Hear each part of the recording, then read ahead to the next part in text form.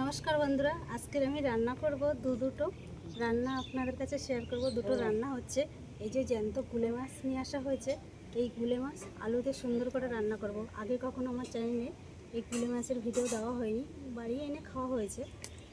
আর তার সাথে থাকবে এই যে বড় বড় কাঁকড়া, এই কাঁকড়া বাটা করব। আপনারা পুরো ভিডিওটা কিন্তু অবশ্যই দেখবেন। আর এত সুন্দর করে রান্নাটা করবো না, একবার খেলে কিন্তু বারবার খেতে ইচ্ছা করে। এগুলো পুরো কিন্তু জ্যান্ত মাছ, আর এই জ্যান্ত মাছ রান্না করলে খেতে কিন্তু বেশি ভালো লাগে।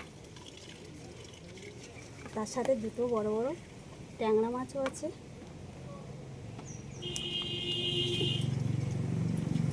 মাছ কাটার জন্য কিছুটা ছাইও নিয়ে এসেছি, নাহলে স্লিপ কাটবে, মাছ কাটা যাবে না। আর মাছগুলো পুরো জ্যান্ত মাছ, তো লাফাচ্ছে।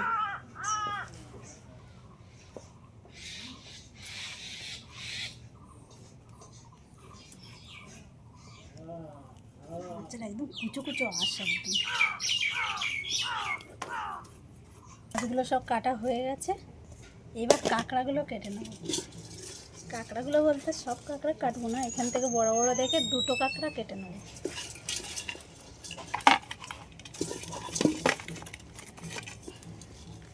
আজকে আমি যেখানটা রান্না করি ওখানটা এখনও যাইনি। আমি বাড়ির থেকে সব কেটে একদম পরিষ্কার করে ওখানে গিয়ে রান্নাটা উনুন জ্বালিয়ে দিয়েছি। কড়াইতে কিছুটা জল নিয়েছি, এবার আমি কড়াইটা ধরে বসিয়ে দেবো। অল্প করে জল নিয়েছি, জলের মধ্যে একদম সামান্য পরিমাণে একটু হলুদের গুঁড়ো দিয়ে দিচ্ছি। এবার আমি এই কাঁকড়াগুলো কেটে ধুয়ে পরিষ্কার করে নিয়েছি, এগুলো দিয়ে দিচ্ছি।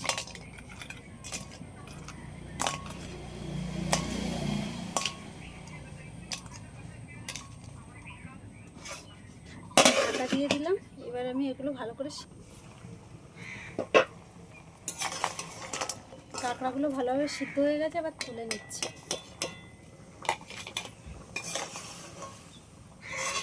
খালি কড়াইতে কিছু মশলা হালকা করে একটু নেড়ে চেড়ে নেব। 4টে শুকনো লঙ্কা দিয়ে দিলাম, অল্প করে গোলমরিচ, 2টো তেজপাতা, অল্প করে আদা কুচি, একই সাথে দিয়ে দিচ্ছি জিরে। হয়ে গেছে, লাগিয়ে নিলাম। কড়াইতে তেল দিয়ে দিয়েছি, তেলটা গরম হতে হতে এদিকে মাছের লবণ আর হলুদ মাখিয়ে নেব।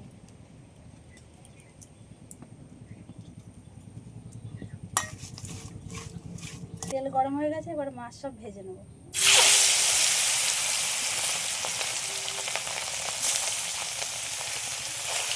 করে রাখা কাঁকড়ার এই ঠ্যাংগুলো একটু এরকমভাবে নড়া দিয়ে এইভাবে ভেঙে ভেঙে এই শাঁসটা বের করে নেব।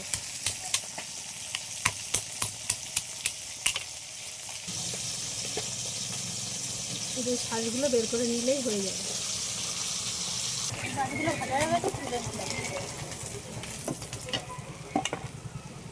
এবার কাঁকড়া বাটার জন্য মশলা বানিয়ে নেব। একটা শুকনো লঙ্কা দিয়ে দিচ্ছি তেলের উপরে। লঙ্কাটা একটু লাল করে ভেজে নিলাম। এবার দিয়ে দেবো পেঁয়াজ কুচি আর 5 থেকে 6 রসুন, আর একটা কাঁচা লঙ্কাও নিয়েছি একটা।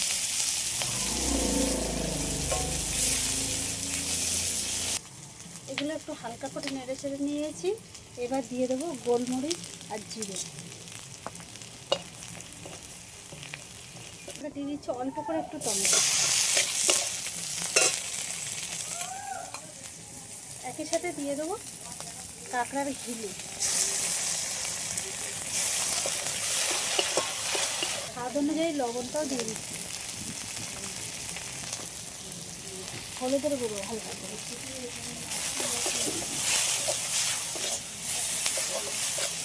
সবগুলো ভাজা হয়ে গেছে, এবার শিলের উপরে নিয়ে নিলাম। তেলের পরে দিয়ে দিচ্ছি সামান্য হলুদ আর লবণ। এবার আলুগুলো এরকম সরু সরু করে একটু কেটে নিয়েছি, এই আলুগুলো ভেজে নেব।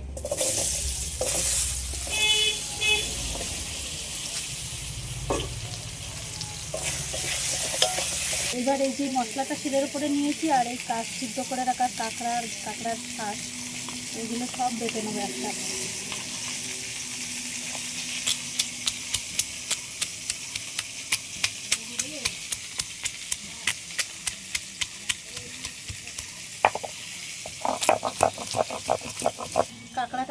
হয়ে গেছে, এরপরে একটু হালকা করে সর্ষের তেল দিয়ে দিচ্ছি।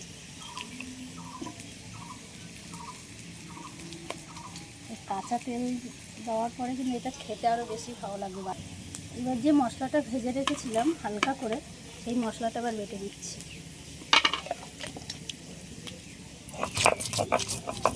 তেলের পরে একটা শুকনো লঙ্কা কেটে দিয়ে দিচ্ছি,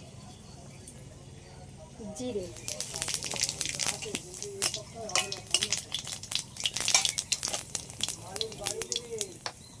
পেঁয়াজ কুচি, কাঁচা লঙ্কা, টমেটো,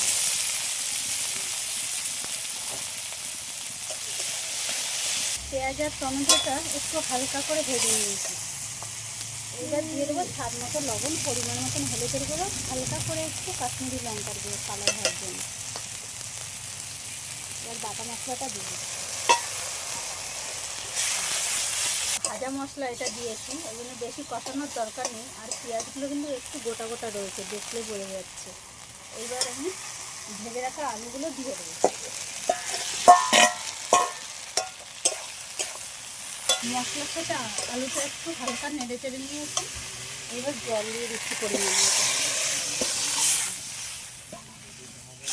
একটু ঝোল করবো পাতলা করে, ওই জন্য একটু জলের পরিমাণটা একটু বেশি করে দিয়ে দিলাম। আর জ্যান্ত মাছের ঝোল কিন্তু বেশি ভালো লাগে। তরকারির ঝোলটা ফুটে উঠেছে, এবার ভেজে রাখা মাছগুলো সব দিয়ে দেবো।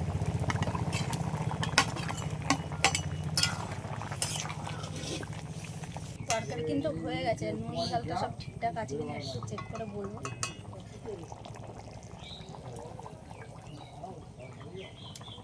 সব ঠিকঠাক আছে, কি সুন্দর হয়েছে খেতে। জ্যান্ত মাছের ঝোল তো।